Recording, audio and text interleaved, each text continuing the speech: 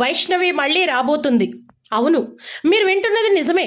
Korutla YouTuber Vaishnavi హత్య case గురించి మీ అందరికీ తెలుసు కదా. గర్భవతి అని చూడకుండా కట్టుకున్న భర్తే ఆమెను అతి కిరాతకంగా చంపేశాడు. అయితే ఆమె చనిపోయిన తర్వాత ఆమె కుటుంబం పరిస్థితి చాలా దారుణంగా మారింది.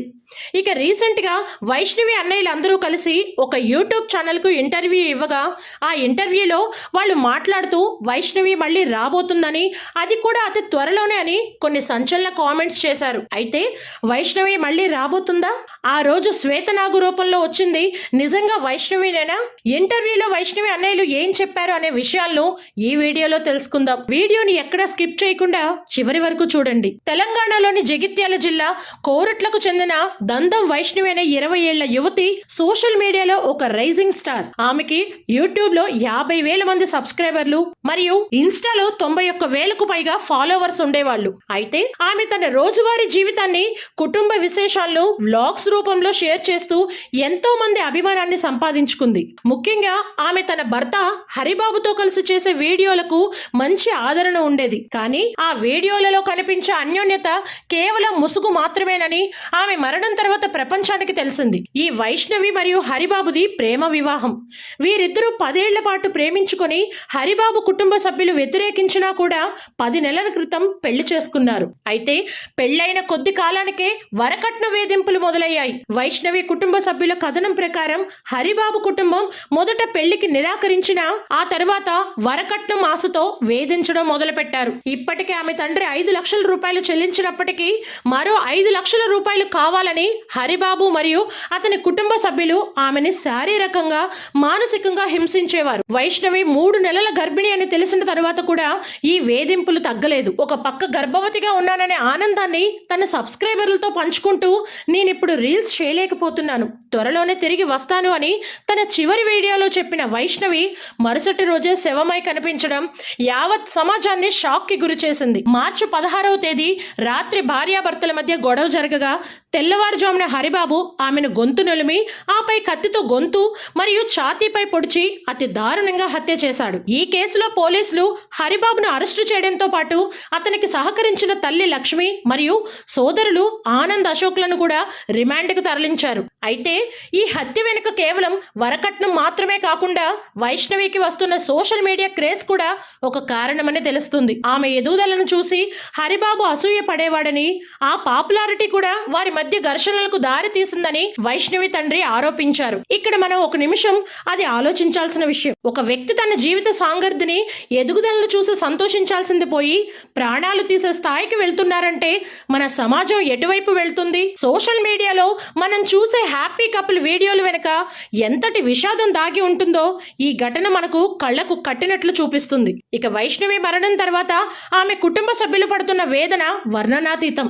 ఆమె సోదరులు ప్రతిరోజు ఆమె సమాధి వద్దకు వెళ్లి ఆమెకి ఇష్టమైన పిండి వంటలు, పండ్లు సమర్పిస్తూ కన్నీరు మున్నీరు అవుతున్నారు. ఈ దృశ్యాలు సోషల్ మీడియాలో వైరల్ అయి అందరినీ కలిచివేస్తున్నాయి. దీనికి తోడు ఈ కేసు చుట్టూ కొన్ని ఆధ్యాత్మిక మరియు వింతైన నమ్మకాలు కూడా ముడిపడి ఉన్నాయి. వైష్ణవి సమాధి వద్ద ఆమె అన్నదమ్ములు, తల్లి కలిసి ఉండగా వైష్ణవి తల్లి ఏడుస్తూ నిన్ను అన్యాయం చేసినోడిని చంపడానికి నిన్ను ఆ శివయ్య పాము రూపంలో పంపాలి అని 2 సార్లు అనగానే అక్కడికి ఒక శ్వేతనాగు వచ్చిందని, అది వైష్ణవి ఆత్మనేనని ఆమె సోదరులు బలంగా నమ్మడమే కాకుండా ఆ పాము తమను ఏమీ అనకుండా శాంతంగా వెళ్లిపోయిందని వారు ఒక ఇంటర్వ్యూలో చెప్పుకొచ్చారు. అలాగే వైష్ణవి తమ కలలోకి వచ్చి తన బట్టలు ఎవరికి ఇవ్వద్దని, తాను మళ్ళీ తిరిగి వస్తానని చెప్పి వారు ఇప్పటికీ వైష్ణవి పేరు చెప్పి ఎమోషనల్ అయ్యారు. ఇవి మూఢనమ్మకాలైనా కాకపోయినా ఒక సోదరుని కోల్పోయిన ఆ అన్నల ఆవేదన మాత్రం నిజం. వైష్ణవి హత్య కేసులో మరొక విచారమైన విషయం ఏంటంటే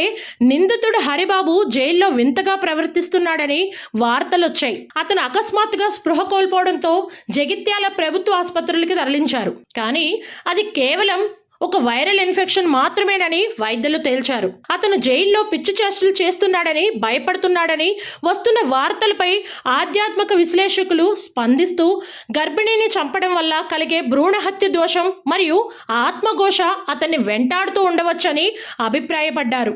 జ్యోతిష్య శాస్త్రం ప్రకారం ఇలాంటి దుర్మరణాలు జరిగినప్పుడు లేదా వరకట్నం వేధింపులు వంటి క్రూరమైన పనులు చేసినప్పుడు పంచశాప ప్రభావాలు ఉంటాయని, అవి తరతరాలకు ఆపాదించబడతాయని కొందరు చెప్తున్నారు. సైన్స్ పరంగా చూస్తే ఇది అతను చేసిన నేరానికి కలిగిన పశ్చాత్తాపం లేదా కేవలం శిక్ష నుండి తప్పించుకోవడానికి చేస్తున్న డ్రామా అయి ఉండవచ్చు. వైష్ణవి సోదరులు మరొక ముఖ్యమైన విషయాన్ని లేవనెత్తారు. సమాజంలో ఏదైనా చిన్న ఇన్సిడెంట్ జరిగితే స్పందించే పెద్ద పెద్ద ఇన్ఫ్లుయెన్సర్లు మరియు యూట్యూబర్లు తమలో ఒకరైన వైష్ణవికి ఇంతటి అన్యాయం జరిగితే ఎందుకు మౌనంగా ఉన్నారని వారు ప్రశ్నిస్తున్నారు. గతంలో ఒక పాలకోవా ఇష్యూ జరిగినప్పుడు లక్షల మంది స్పందించారు. కానీ వైష్ణవి, ఆమె కడుపులోని బిడ్డ మరియు ఆమె భవిష్యత్తు పోయిన సినిమా ఇండస్ట్రీ లేదా పెద్ద యూట్యూబర్లు నోరు విప్పకపోవడం బాధాకరమని వారు ఆవేదన వ్యక్తం చేశారు. ఇది నిజంగా ఆలోచించాల్సిన విషయం. సోషల్ మీడియా అనేది కేవలం వ్యూస్ మరియు డబ్బు కోసమేనా? ఒక సాటి క్రియేటర్కు అన్యాయం జరిగినప్పుడు బాసటగా నిలవాల్సిన బాధ్యత మనందరిపై ఉంది. ప్రస్తుతం సోషల్ మీడియా సంస్థలపై నియంత్రణ పెరగాల్సిన అవసరం ఎంతైనా ఉంది. ఫిర్యాదులను వేగంగా పరిష్కరించే వ్యవస్థలు మరియు పోలీసులతో సమన్వయం చేసుకునే పద్ధతులు మరింత మెరుగుపడాలి. అలాగే డిజిటల్ అవేర్నెస్ ద్వారా ప్రతి యూజర్ తన హక్కులను తెలుసుకోవాలి. సోషల్ మీడియా అనేది వేదనలకు సాధనం కాకూడదు. అది బాధితుల గొంతును వినిపించే వేదిక కావాలి. వైష్ణవి కథ మనకొక హెచ్చరిక. డిజిటల్ స్క్రీన్ వెనుక ఉన్న ప్రపంచం ఎప్పుడూ అందంగా ఉండదు. మన ఇంటి ఆడబిడ్డలకు ధైర్యాన్ని ఇవ్వడం, వారికి చట్టపరంగా చైతన్యవంతం చేయడం మన బాధ్యత. ముగింపుగా చూస్తే వైష్ణవి హత్య కేసు మరియు పెరుగుతున్న సైబర్ నేరాలు మనకు ఒకే విషయాన్ని స్పష్టం చేస్తున్నాయి. నేరం ఏ రూపంలో ఉన్నా, అది ఆన్లైన్ అయినా లేదా వరకట్నం కోసం జరిగే భౌతిక దాడైనా, అది క్షమించరానిదే. వైష్ణవి తన చివరి వీడియోలో చెప్పినట్లుగా తిరిగి రాలేకపోయింది. కానీ ఆమె కథ ద్వారా మనం మారాలి. సైబర్ చట్టాలపై అవగాహన పెంచుకోవాలి మరియు వేదనలకు వ్యతిరేకంగా గళమెత్తాలి. చట్టాలు మనల్ని రక్షించడానికి సిద్ధంగా ఉన్నాయి, కానీ మనం వాటిని ఉపయోగించుకునే ధైర్యం చేయాలి. మరి వైష్ణవికి జరిగిన ఈ అన్యాయంపై మీ అభిప్రాయం ఏంటో కామెంట్స్లో తెలియచేయండి. అలాగే వీడియో నచ్చితే ఒక లైక్ చేసి ఇలాంటి మరెన్నో ఇంట్రెస్టింగ్ వీడియోస్ కోసం మా ఛానల్ని సబ్స్క్రైబ్ చేసుకోండి. आपने जिस व्यक्ति को कॉल किया है वो ఇంటికి రా.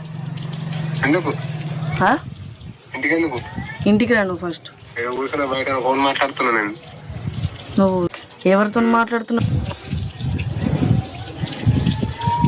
కాదు, నువ్వు ఫోన్ చేసినప్పుడు లేపాలా కదా. ఏమన్నా ఉంటే చెప్పు. ఇటు జరు. ఏమన్నా ఉంటే చెప్పు. నేనేమన్నా వాళ్ళని కూడా నిన్నేం తిట్టిపియ్యా, మా ఇంట్లో కూడా ఏం చెప్పా. ఏం లేదు ఎట్లా చేస్తుండో చూడు రీ. ఇప్పుడు నేను మా ఇంట్లోకి ఫోన్ చేస్తాను. చేసుకో ఎందుకు భయం? దేనికి భయం? దేనికి భయం కాదు. నీ ఫోన్ లాక్ తీసేయకుండా నేనేమన్నా ఉంచుకో. నీ ఫోన్ ఎవరు ఖరాబ్ అయిందా? నేను నిన్నేం చేస్తానో నీకు తెలియదు. ఇక నచ్చకపోతే నేనేం చెప్తా?